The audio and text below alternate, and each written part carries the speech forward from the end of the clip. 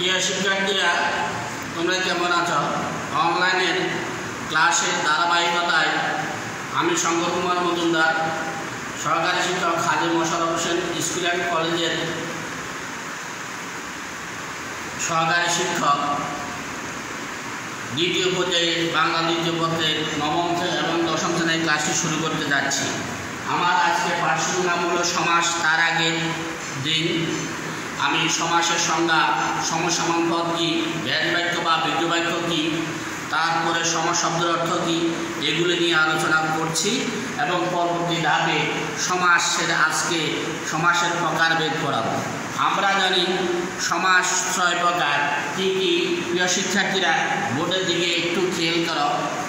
যেমন আমরা লিখছি সমাস 6 প্রকার: দ্বন্দ্ব সমাস, কর্মধারয় সমাস, তৎপুরুষ সমাস, বহুব্রীহি সমাস, দ্বিগু সমাস এবং অব্যয়ীভাব সমাস। আজকে আমরা দ্বন্দ্ব সমাস নিয়ে আলোচনা করব। যে সমাসের সমসমান পদগুলোর প্রত্যেকটির অর্থ সমানভাবে প্রতীয়মান হয় বা প্রাধান্য পায় বা প্রাধান্য থাকে, তাকে বলা হয় দ্বন্দ্ব সমাস। কি? যে সমাসে সমসমান পদগুলোর প্রত্যেকটির অর্থ প্রধানরূপে প্রতীয়মান হয় বা প্রাধান্য পায় বা প্রাধান্য থাকে, তাকে বলা হয় দ্বন্দ্ব সমাস। দ্বন্দ্ব সমাসে কয়েক প্রকার হতে পারে। যেমন আমি বোর্ডে লিখছি, তোমরা একটু খেয়াল করে দেখবা। মিলনার্থক দ্বন্দ্ব। মিলনার্থক দ্বন্দ্ব শব্দযোগে আমরা সমস্ত পদ লিখছি। মিলনার্থে দ্বন্দ্ব সমাস: মা বাবা, মা ও বাবা, মা বাবা। তারপরে বিরুদ্ধার্থক শব্দযোগে দ্বন্দ্ব সমাস: অহি নকুল, অহি আর নকুল, অহি নকুল। তারপর আসো বিপরীতার্থক শব্দযোগে দ্বন্দ্ব সমাস: আই, আই এবং ব্যয়।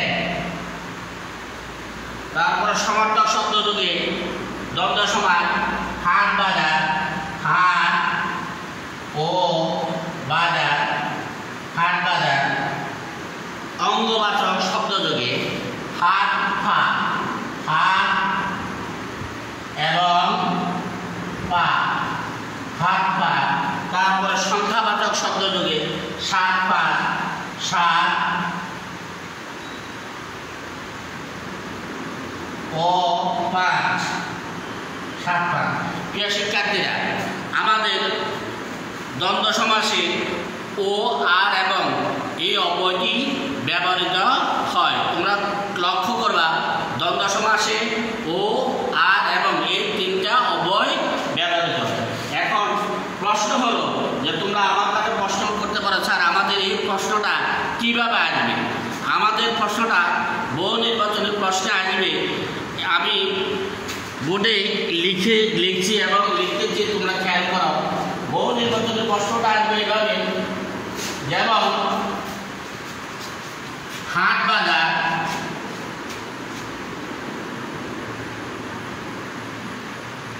হাট বাজার কোন অর্থে দ্বন্দ্ব? কোন অর্থে দ্বন্দ্ব?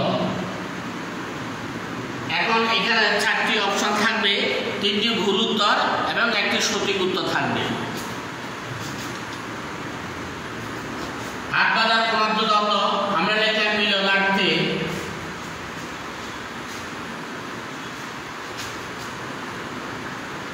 দ্বিতীয়টা লিখলাম সমার্থে।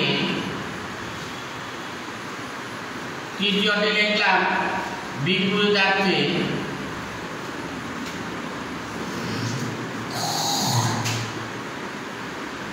চতুর্থটি লিখলাম সংখ্যাবাচক।